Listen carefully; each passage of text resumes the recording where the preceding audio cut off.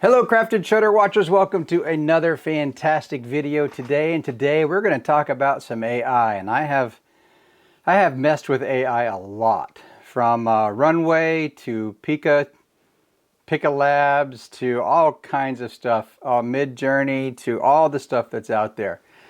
And kind of thinking about, I've been in the stock industry for 12, 13 years now. And it's a major chunk of my income. So I'm not blowing smoke at anybody when I talk to you, okay? I do a lot of research, I know what I'm talking about, and I walk the walk, and I've done the jobs. So when I talk to you about AI, it's with a lot of thought in mind with it. What I've seen from AI, and even the images, is a really clinical look. You can look at it and you're like, oh yeah, I've got the theme I want, but the images just have this clinical feel to them. And of course, the human hands don't always come out right. I rendered an image for somebody that they wanted, and the faces were all contorted, and this is on the latest version of Midjourney.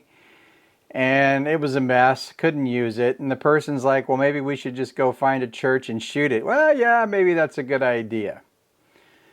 Do I think that AI is going to get good enough to where you can use it for some stock footage? The answer is absolutely yes. I mean, Adobe is already selling, who knows how many AI photos that probably cover a niche that people have a hard time photographing. And in that situation, yeah, I can see its relevance to a lot of industries.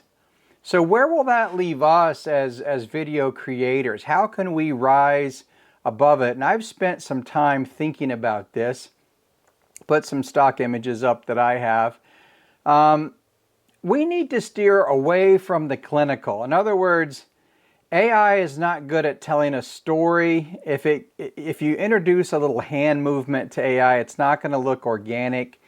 We need that organic feel to our images, and less of a clinical feel, less of a perfectly sharp image, and more images with more emotion in it, more maybe a little bit of imperfections, but the imperfections that make sense, like light flares, black pro mist type filter shots, which leads me to, I'm pondering trying out some of the Fujifilm film simulations to see what I can work out with those. I've not owned a Fuji system. I'm just thinking about selling off my Micro Four Thirds gear and buying a used Fuji and testing out some of that to play with it. I don't know if you've heard the term lens whacking, but those kind of techniques where you come blur out of focus and it's an organic feel. And shooting the subjects that are not as common with a more organic feel instead of all this perfectly lit clinical feel, but it still has to be lit well.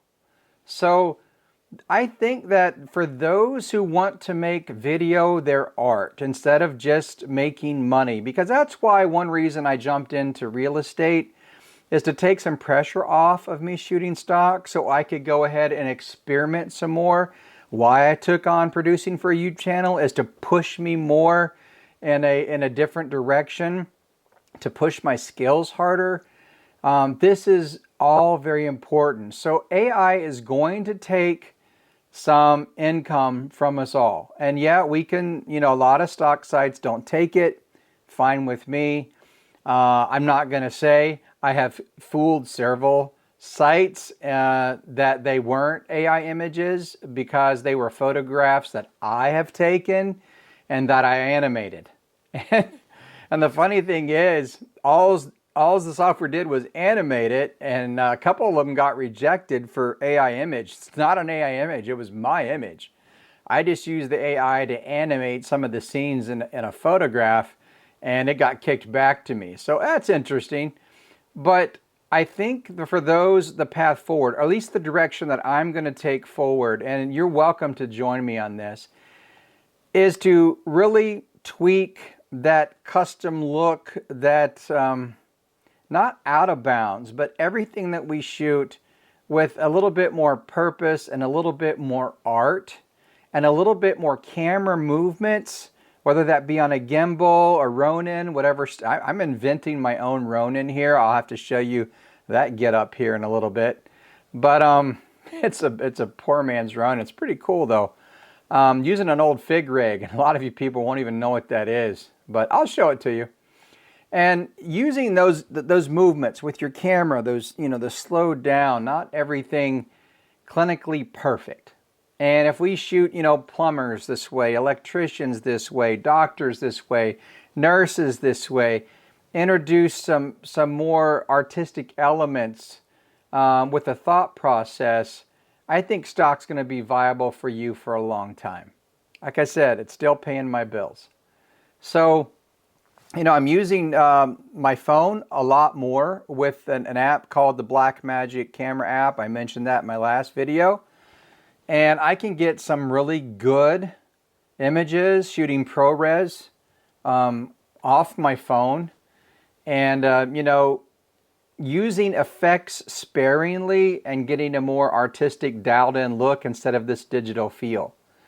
Because I think that, AI is really going to struggle with that feeling, that connection. And I think that's the area, for those of you who love video, that's where we need to put our talent. And that's why I'm excited to start shooting music videos, to start putting my own spin on it, my own look on it, my own artistic ability on it. And that's what Fletcher Academy wants me to shoot. I've got 4 lined up. We'll see what pans out in the next 6 weeks. So that's exciting. So listen, I hope this gives you some encouragement. The AI is not going to take over the world.